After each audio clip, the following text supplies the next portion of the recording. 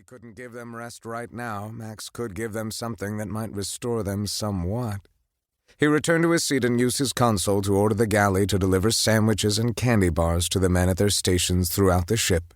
Everyone already had coffee and other drinks available. A bit of food and sugar would provide some energy for the hours ahead. They were going to need it. "Now getting a firm track on Hotel 11, said Lieutenant Bartoli, the tactical officer, after a few minutes. "Range is just over 7 AU. Course is 168 Mach 285, and it's pure lubber line.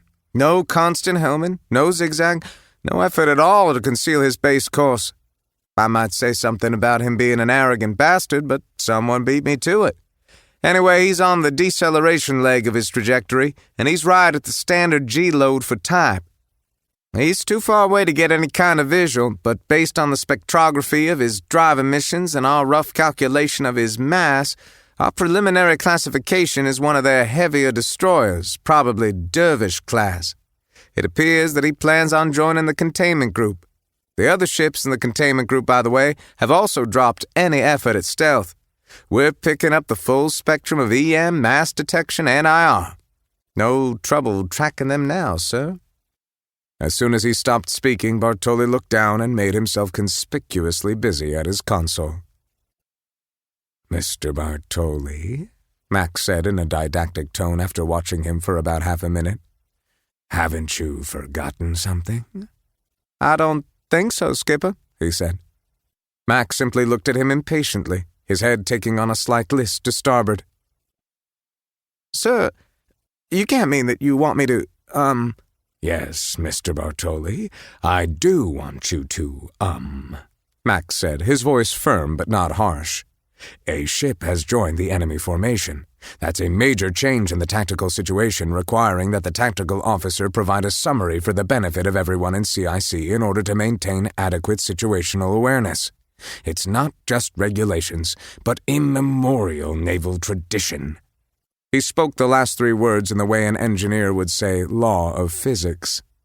"No matter how many times you have said most of it or how unpleasant it may be to say." "Yes, sir," Bartoli said with resignation.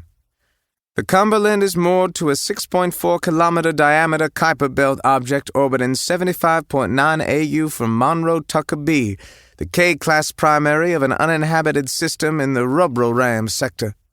Hotels 1, 2, 4, 6, 7, 8, and 9, soon to be joined by 11, make up an 8-vessel containment and search group surrounding us in 3 dimensions.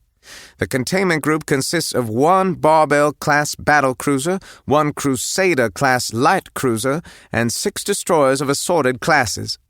The group is now shifting from the Krag standard 7-ship containment formation to their standard containment formation of 8. We're looking at a cube measuring just over 4 AU between the vertices, with us near the center.